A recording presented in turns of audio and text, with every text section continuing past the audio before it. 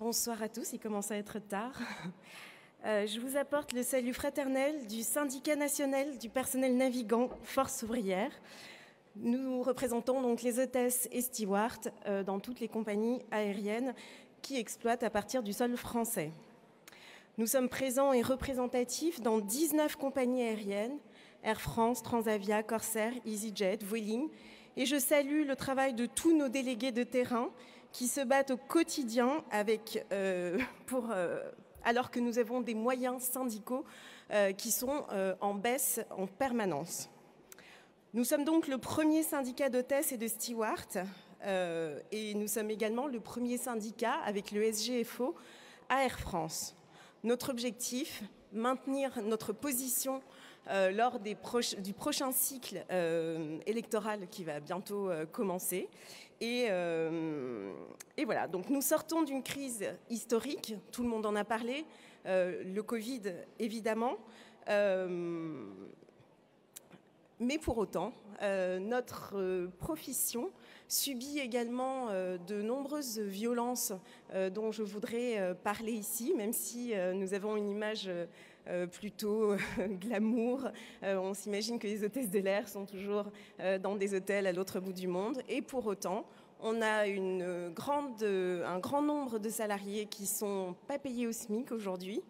Des salaires en dessous du SMIC pour du travail à horaire décalé, qui sont obligés de loger à côté des aéroports, donc souvent en région parisienne, là où tout coûte très cher. Donc on a aujourd'hui dans les avions des travailleurs pauvres avec des salaires qui ne sont pas revalorisés également.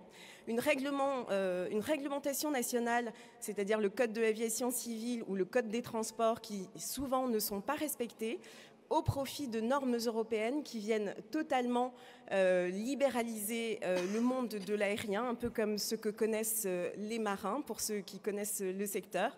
Et donc nous avons une vraie nécessité de défendre et de nous battre pour défendre nos conditions de travail. Ce sont des salariés également qui subissent beaucoup de pression, que ce soit pour les ventes qu'ils doivent faire à bord, des sanctions disciplinaires, un piètre respect de l'articulation vie personnelle et vie professionnelle avec des salariés dont on estime qu'une fois qu'ils ont passé 48 heures dans une escale, eh bien, ils peuvent repartir le lendemain en vol. Bref, tout cela, ce sont des conditions d'exploitation de nos salariés. Et nous entendons continuer à nous battre contre ces conditions de travail. Ces 5 dernières années ont été marquées par le développement de notre syndicat qui est devenu encore plus représentatif. Nous avons eu des centaines de collègues qui ont perdu leur emploi, mais la solidarité a pu jouer afin de leur permettre de passer des sélections dédiées dans les entreprises qui embauchaient. Nous avons aussi mené la lutte contre le régime universel qui visait à faire disparaître notre caisse de retraite, la caisse de retraite du personnel navigant, un peu à l'image de nos collègues de la fonction publique. L'idée, c'était de faire disparaître toutes ces caisses de retraite et effectivement, nous pourrions être amenés à reprendre le combat, comme beaucoup l'ont dit, dès la prochaine rentrée. Donc, nous sommes aussi parvenus, parmi nos victoires, à améliorer les conditions de rémunération et les conditions de travail de nombreux salariés. Néanmoins, nombre de nos collègues sont encore exploités à coup de conditions de travail et de rémunération inacceptables, de brimades. Ils exercent aujourd'hui leur métier dans des conditions absolument indignes.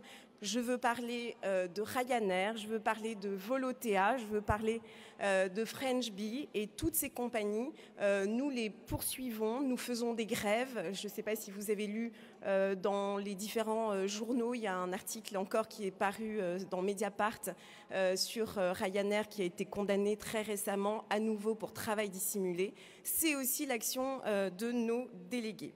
Donc la lutte n'est pas terminée et ces directions auront toujours notre syndicat sur le dos. Je terminerai en ayant un mot pour notre avenir collectif, qu'il inclut chacun, femmes et hommes, quelles que soient nos origines. Ne laissons pas les fractures s'installer. Je voudrais aussi remercier Yves. Merci Yves. Et merci également à notre Fédération des transports pour leur support sans faille. Vive l'ensemble des syndicats, vive la Confédération générale des travailleurs Force ouvrière.